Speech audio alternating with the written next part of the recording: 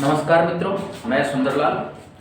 तो आज मित्रों हम उस व्यक्ति के बारे में डिस्कस करेंगे जो पूरी आज़ादी के सबसे सर्वश्रेष्ठ नेताओं में एक थे, जिन्होंने व्यक्तिगत रूप से भी अपने देश को आज़ाद कराने के लिए बहुत कार्य किए। पूरे विश्व के देश भारत के खिलाफ होने के बाद भी एशिया के सभी देशों को अपनी तरफ करना, अपने समर्थन में लेना, ये बहुत बड़ी बात है। ऐसे ही हमारे बीच एक व्यक्ति का चरित्र है, उनका है सुभाष चंद्र बोस। सुभाष चंद्र बोस बहुत ही टैलेंटेड पर्सन थे, बहुत ही टैलेंटेड पर्सनालिटी थे उस टाइम के। तो इनके बारे में हम डिस्कस करेंगे। आइए डिस्कस करते हैं इनके बारे में। सुभाष चंद्र बोस का जन्म जो है 23 जनवरी 1897 को हुआ था और स्थान उड़ीसा कटक, यानी कि उड़ीसा में एक जगह है कटक, वहां इनका जन्म हुआ था। पिता जानकीनाथ बोस और माता का नाम प्रभावती। कभी कभी पूछा जाता है एग्जाम में, जो कॉम्पिटिटिव एग्जाम्स होते हैं उसमें पूछा जाता है कि सुभाष चंद्र बोस के पिताजी का क्या नाम था, तो आप लगा के आएंगे जानकीनाथ बोस और माता का नाम था प्रभावती। मृत्यु उनकी हुई थी 18 अगस्त 1945 ताइवान के हॉस्पिटल में। ऐसा माना जाता है कि सुभाष चंद्र बोस की मृत्यु अभी संदिग्ध है, क्योंकि ये नहीं पता है कि वो किस तरीके से मरे, लेकिन कुछ सूत्रों के द्वारा ये माना जाता है कि इनकी मृत्यु हवाई दुर्घटना में हुई थी। इन्होंने नारे दिए थे कुछ, तुम मुझे खून दो मैं तुम्हें आजादी दूंगा। एक नारा था दिल्ली चलो और एक नारा था जय हिंद। आए दिन तुम मुझे खून दो मैं तुम्हें आजादी दूंगा। तमाम परीक्षाओं में जो कॉम्पिटिटिव एग्जाम्स होते हैं, सरकारी भर्तियों की परीक्षाएं जो होती हैं, उनमें ये पूछा गया है तुम मुझे खून दो मैं तुम्हें आजादी दूंगा, दिल्ली चलो और जय हिंद। ये तीन नारे जो हैं इनके हैं। पत्नी एमिली सेकल, इनकी पत्नी का नाम एमिली सेकल था। क्या था? एमिली सेकल था इनकी पत्नी का नाम।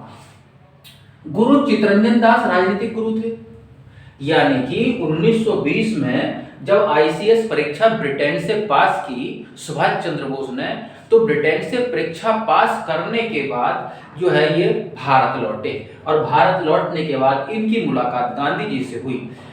भारत की राजनीति के परिदृश्य के बारे में गांधी जी ने इनको अवगत कराया और गांधी जी ने ही इनकी मुलाकात चितरंजन दास से कराई। और सुभाष चंद्र बोस से गांधी जी ने ये कहा कि आप चितरंजन दास के निर्देशन में राजनीतिक कार्य करोगे। समय ऐसा आया कि चितरंजन दास से सुभाष चंद्र बोस बहुत ज्यादा प्रभावित हुए और उनको अपना राजनीतिक गुरु बना लिया। 1921 में गांधी से मिले थे। 1923 में कलकत्ता चेयरमैन चुने गए, यानी कलकत्ता के मेयर चुने गए, चेयरमैन चुने गए। 1923 में कौन? सुभाष चंद्र बोस चुने गए। उसके बाद इंडियन इंडिपेंडेंट लीग की स्थापना भी जो है सुभाष चंद्र बोस ने की। कब की? सुभाष चंद्र बोस ने नहीं, रास बिहारी बोस ने। इसका नेतृत्व भले ही सुभाष चंद्र बोस ने किया था, लेकिन रास बिहारी बोस ने की थी। और ये डेट पूछी जाती है, 28 मार्च 1942 को की थी इंडियन इंडिपेंडेंट लीग की स्थापना। उसके बाद अच्छा एक चीज बताऊं, पूरे अपने ये जो परिदृश्य, राजनीतिक पूरा परिदृश्य जो है इनका, सुभाष चंद्र बोस का, जो आजादी की लड़ाई लड़ी, इस पूरी आजादी की लड़ाई में सुभाष चंद्र बोस लगभग 11 बार जेल गए। कितनी बार जेल गए? 11 बार उनको जेल जाना पड़ा था। 1938 में हरिपुरा अधिवेशन के अध्यक्ष चुने गए। बहुत ज्यादा विरोध के बाद भी गांधी जी के जो गुट के लोग थे वो काफी विरोध कर रहे थे, लेकिन इस विरोध के बावजूद भी सुभाष चंद्र बोस 1938 में कांग्रेस के अध्यक्ष चुने गए हरिपुरा अधिवेशन के। पूछा जाता है ये दोनों अधिवेशन वेरी वेरी मोस्ट इंपोर्टेंट हैं। और 1939 में त्रिपुरा अधिवेशन के अध्यक्ष चुने गए। यहाँ तो बहुत ज्यादा जो है गांधी जी विरोध में, क्योंकि पट्टाभी सितार मैया को गांधी जी ने आगे किया था कि इनको अध्यक्ष बनाया जाए, लेकिन जनता नहीं मानी। जनता ने फिर भी इनको जिता दिया। तो मैंने लिखा है गांधी विरोध के कारण भी इन्होंने जब ये जीत गए तो इन्हें लगा ये उचित नहीं है, गांधी जी बहुत बड़े आदमी हैं और हमें इनका पालन भी करना चाहिए, इनकी आज्ञा का। तो इन्होंने जो है अपने पद से इस्तीफा दे दिया था उस वक्त। तो 1939 में त्रिपुरी अधिवेशन से जब इस्तीफा दिया अध्यक्ष के पद से, तो इसके बाद जो कांग्रेस के अध्यक्ष बने उनका नाम था डॉक्टर राजेंद्र प्रसाद। ये प्रश्न पूछा जाता है कि सुभाष चंद्र बोस के इस्तीफा देने के बाद कांग्रेस के अध्यक्ष कौन बने? डॉक्टर राजेंद्र प्रसाद बने। आइए 1939 में फॉरवर्ड ब्लॉक का स्थापना की। जब इन्होंने इस्तीफा दिया, इस्तीफा देने के बाद इन्होंने एक संस्था बनाई अपनी फॉरवर्ड ब्लॉक के नाम से 1939 में। ये क्वेश्चन बहुत पूछा जाता है, छोटी बड़े एग्जाम में समय ही पूछा जाता है, विशेष रूप से आप लोग ध्यान रखेंगे। उसके बाद 1941 में इनको नजरबंद किया गया। जहां इनका घर था कलकत्ता में रहते थे, वहीं इनको नजरबंद कर दिया ब्रिटेन गवर्नमेंट ने, ब्रिटिश सरकार ने, और इनका निकलना बाहर बंद कर दिया। 1941 में ही जियाउद्दीन पठान के भेष में ये अपना भेष बदल करके कलकत्ता पहुंचे और वहां से पेशावर गए, पेशावर से काबुल गए, काबुल से रूस गए, रूस से जर्मनी, जर्मनी से जापान। ये होती है आजादी की भूख। इंसान अकेला क्या नहीं कर सकता, अकेले ही तो निकले थे। अगर आप एजुकेटेड हैं, शिक्षित हैं, तो आप बस हिम्मत करिए निकलने की, और आप जो है बहुत आगे जो है अपनी चुनौतियों का सामना करते हुए सक्सेस हो जाएंगे अपने मिशन में। ऐसे ये इनसे हमें सीख लेनी चाहिए, सुभाष चंद्र बोस से। ये बहुत कुछ सिखाते हैं। बर्लिन से रेडियो प्रसारण हिटलर से मिले, यानी कि इन्होंने बर्लिन से जब वहां पहुंच गए, बर्लिन में आपको बता दूं जर्मनी में है, और जर्मनी में जब पहुंच गए तो बर्लिन से इन्होंने रेडियो प्रसारण किया, अंग्रेजों के खिलाफ रेडियो प्रसारण किया कि अंग्रेजों अब आप भारत से निकल जाइए, अब आपका समय पूर्ण हो गया है, अब भारत की जनता जाग चुकी है, अपने ऊपर अत्याचार नहीं करने देगी। इस प्रकार के डायलॉग्स इन्होंने जो है बर्लिन से रेडियो प्रसारण किया। तो पूछा जाता है सुभाष चंद्र बोस ने रेडियो प्रसारण कहां से किया था? बर्लिन से किया था। मुक्ति सेना बनाई वहां पे। अब ये कैसे बनाई मुक्ति सेना? यानी कि विदेशों में हमारे जितने भी सैनिक थे और विदेशी सरकारों के हाथ पड़ गए थे, उन्हीं सैनिकों को इन्होंने इकट्ठा किया, और इकट्ठा करने के बाद इन्होंने मुक्ति सेना बनाई। उसके बाद जब जर्मनी पहुंचे तो हिटलर से मिले, और हिटलर से मिले तो हिटलर ने इनको, जर्मनी की जनता ने इनको जो है, जर्मनी में हिटलर से मिले और वहीं पे नेताजी उपाधि जो है जर्मनी की जनता ने इनको दी। तो पूछा जाता है नेताजी को सबसे पहले किसने कहा था? तो कभी कभी जर्मनी का हिटलर लिख के आ जाता है और कभी कभी जर्मनी की जनता लिख के आ जाती है। उसके बाद जो है, अब देखिए द्वितीय विश्व युद्ध चल रहा था, द्वितीय विश्व युद्ध चल रहा था, जापान का और जर्मनी का साथ दिया, संयुक्त होकर के द्वितीय विश्व युद्ध लड़ा। उसमें जो है सुभाष चंद्र बोस ने साथ दिया, और जब जापान जीत गया तो खुश होकर के नेताजी को जो है 8 नवंबर 1943 को अंडमान और निकोबार द्वीप जो थे, द्वीप दोनों उन्हीं को सौंप दिए नेताजी को, और नेताजी ने इनका नाम अंडमान द्वीप का नाम रखा शहीद द्वीप, और निकोबार द्वीप का नाम रखा स्वराज द्वीप, और वहां भारत का तिरंगा गाड़ दिया, भारत की आजादी का झंडा वहां गाड़ दिया। लाल किला, उसके बाद जो है लाल किला मुकदमा क्या है ये? भाई लाल किला मुकदमा जो आजाद हिंद फौज थी, उसके जो सैनिक थे उनको पकड़ के लाल किले में बंद कर दिया गया, क्योंकि पहले जेल का काम लाल किला ही करता था। तो वहां लाल किला मुकदमा चला, और उस मुकदमे में जो आजाद हिंद फौज की तरफ से जो वकील पेश किए गए थे कांग्रेस के द्वारा, वो तेज प्रताप सप्रू और पंडित जवाहरलाल नेहरू इसको जो है देखरेख कर रहे थे, इस मुकदमे को लड़ रहे थे।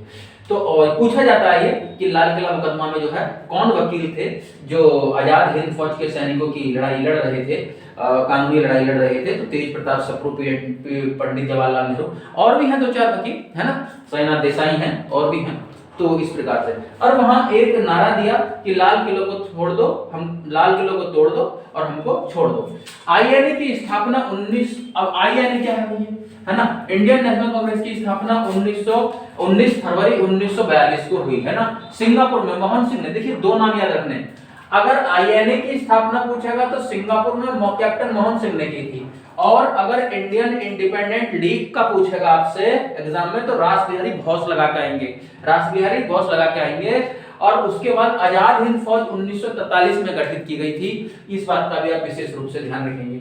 महात्मा गांधी को राष्ट्रपिता किसने कहा था? बार बार पूछा जाता है। महात्मा गांधी को राष्ट्रपिता कहा था सुभाष चंद्र बोस ने, कहकर पुकारा था, ये पूछा जाता। आत्मकथा क्या है? जिसमें इन्होंने अपनी पूरी कहानी लिखी है, अपना पूरा जीवन का सार लिखा है, अपने स्ट्रगल लिखे हैं। तो इनकी जीवनी का नाम है, इनकी आत्मकथा जो किताब लिखी है सुभाष चंद्र बोस ने, उसका नाम है इंडियन स्ट्रगल। और फिर पूछा जाता है कि जो है आजाद हिंद फौज में कितने सैनिक थे? 45,000 सैनिक थे, और इनकी आजाद हिंद फौज में एक सैन्य टुकड़ी थी, महिला सैन्य टुकड़ी, उस सैन्य टुकड़ी का नाम था लक्ष्मीबाई सैनिक दल।